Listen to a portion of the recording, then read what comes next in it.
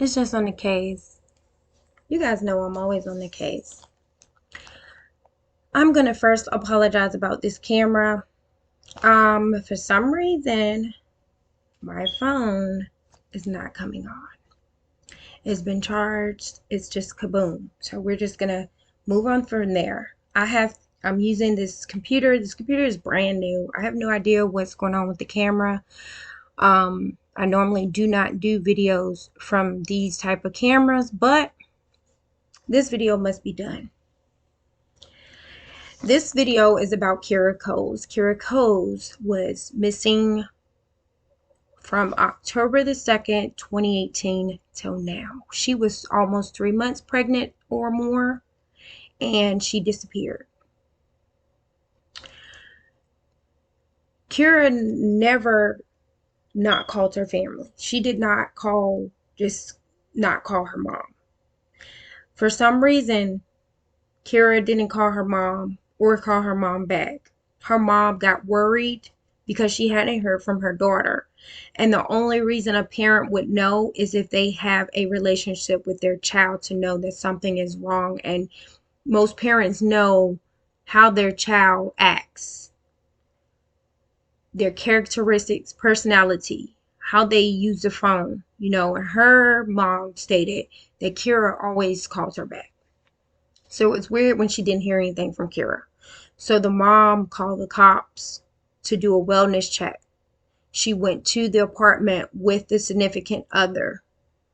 We're going to get into him, but for right now, I'm going to not tell this story the way it is being told. I'm going to tell this story in a different light where it will just roll off my tongue. It is coming from me. This is just on the case. And the thing about this story is Kierra wanted to work for the post office. She works for the post office temporarily, seasonal every time. But Kierra was determined that she was going to work for that post office and she was going to be a permanent employee. And she spoke these things into existence. She said she was going to get her car. She was going to get an apartment. She did everything that she said she was going to do. She also became a permanent employee at the post office, which was a big milestone for her because, guys, when we say that we can do something, you can do it. Don't let anybody tell you that you can't do something just because they can't do it. You do whatever you think you can do. Whatever you're big enough to do, whatever your mind tells you you can do, whatever you dream you can do, do it. Put the work in and do it because she did. And I'm pretty sure there was going to be a lot more things that she was going to be able to accomplish just because she was able to say, I'm going to do this. I'm going to have this job at the post office. And she got it permanently. So it was said that her significant other also worked at the post office along with his other baby mama, whatever you want to call her. Kierra was dating this man, and this man was dating someone else as well. There was said that sometimes there would be Kierra having to go up against the other woman, probably because the other woman didn't want him seeing anybody else, and Kierra didn't either. I mean, just imagine somebody continuously, like, you telling them to stop, and they say, yeah, I'm going to stop, I'm not doing anything, and they're really still doing stuff. It'll cause havoc between two people, and they don't even have to know each other. And I think that's what happened here. Well, Kierra finds out she's pregnant. Then the days go by. She's working at the post office. She has her own car. She's doing her own thing. She's excited about the pregnancy. And you know that the significant other, and this is just me telling this story. I was not there. I don't know what happened to Kierra. I'm telling this story the way I think the story should be told, in my point of view. Kierra, he knew. They must have talked about it, that Kierra was pregnant, because then at this point, Kierra is 3 months pregnant or more when she vanishes on October the 2nd of 2018. Now, Kierra vanishes there's a camera, but the camera does not show Kierra coming out of the house or anything like that. So I don't know how Kierra got out of the house without the camera catching her and this man leaving the house. In my personal opinion, I feel like this man led her to believe that they were going somewhere special, and he had her close her eyes, or he blindfolded her and grabbed her hand and maybe told her, come this way. He knew about the cameras. Of course, he was dating Kierra, so it would make sense that he'd been around her area. He probably knew more than what you thought. Anyway, Kierra leaves.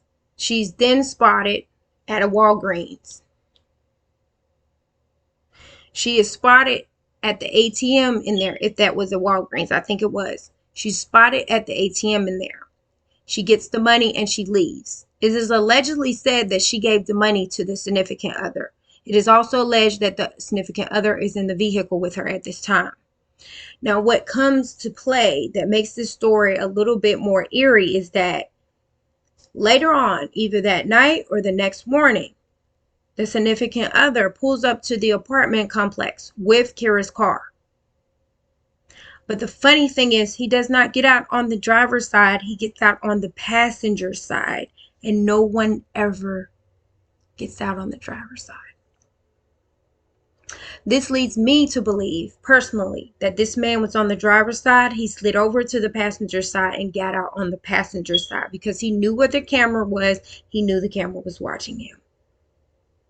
Kierra was not in that car, or else she would have got out. He goes inside of Kierra's apartment. He has the keys to Kierra's apartment. He goes inside. He grabs his stuff, some things of his. All of a sudden, you need to get things out of an apartment. So why is it that we don't see any video of him leaving this apartment complex with Kierra in the beginning? But we see him bringing Kierra's car back because he brought it back, in my opinion. And he's all of a sudden on the passenger side getting out. Nobody ever gets out on the driver's side. He goes inside, he gets items, and then he gets in his vehicle and he pulls off. This is staged, guys. This is a staged misfortune. Now, I don't know if he has Kierra stashed somewhere or if Kierra is even here with us right now.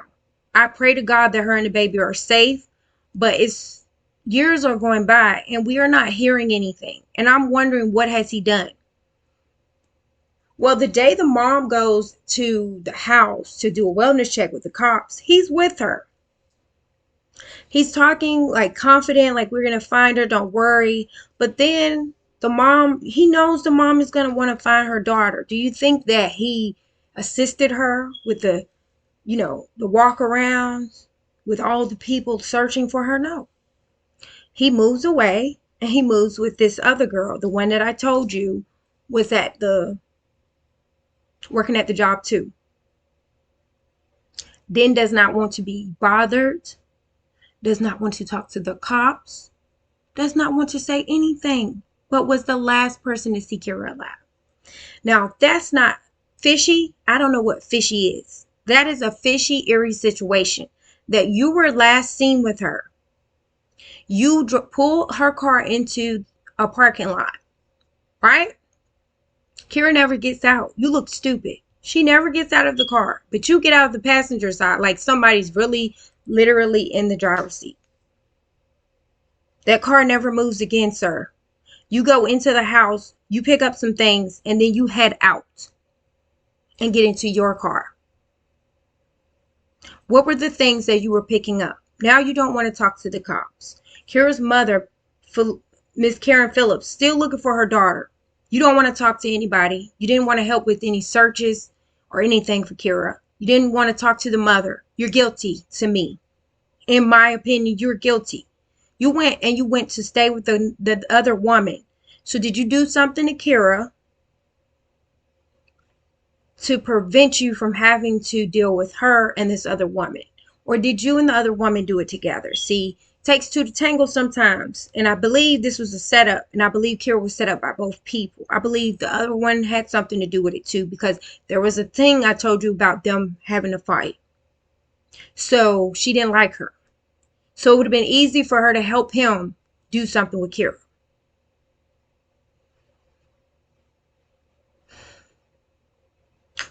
My whole problem is, how can you do something to your own baby? How can you chain up your baby? Whatever you got going on, sir. You need to bring her home, or you need to tell the cops where she is. They're going to find out eventually. They've cracked 30-year-old murders, 20-year-old murders, 15-year-old murders. Time to come forward and get this stuff off your chest. There's a baby out there. There's a mother out there. It's just on the case. You know I'm always on the case.